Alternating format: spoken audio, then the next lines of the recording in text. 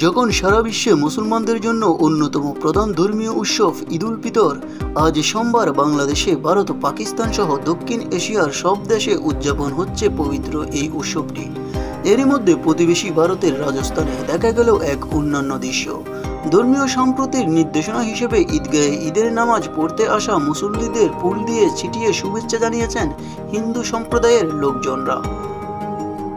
মুহূর্তে সামাজিক যোগাযোগ মাধ্যমে ছড়িয়ে পড়া ভিডিওতে দেখা গিয়েছে খোলা রাস্তায় বিশাল একটি ঈদের জামাত।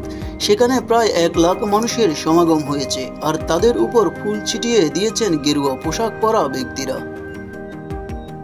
জানা গিয়েছে ভিডিওটি ভারতের রাজস্থান প্রদেশের একটি ঈদগাহ জামাতের স্থান থেকে ধারণ করা। অন্যান্য প্রদেশের মতো রাজস্থানও কড়া নিরাপত্তার মধ্যে সকাল থেকে ঈদগাহে নামাজ আদায় করা হয়। জয়পুর জেলার দিল্লি রোডে অবস্থিত ঈদগাহে হাজার হাজার মুসল্লি জড়ো হন।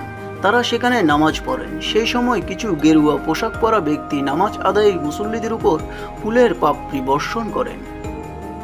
তবে এই ঘটনার ভিডিওটি সোশ্যাল মিডিয়ায় পোস্ট করেছেন বার্তা সংস্থা ANI। প্রকাশ করতে ভিডিওটি খুব দ্রুত ছড়িয়ে পড়েন। হাজার হাজার মানুষ এটি শেয়ার করেছেন এবং প্রশংসা সুফল মন্তব্য করেছেন। ধর্মীয় সম্প্রীতির এই দৃশ্যগুলো হৃদয় কেড়েছে নেটিজেনদের। তবে ভিডিওটির নিচে আলী মোহাম্মদ নামের এক ব্যক্তি মন্তব্য করেছেন, আমাদের দেশে মুসলিম এবং হিন্দুদের মধ্যে কোনো সমস্যা নেই, কিন্তু স্বার্থপর রাজনীতিবিদরা তাদের স্বার্থের জন্য সমস্যা তৈরি করতে চায়। নিউজ বাংলা 29।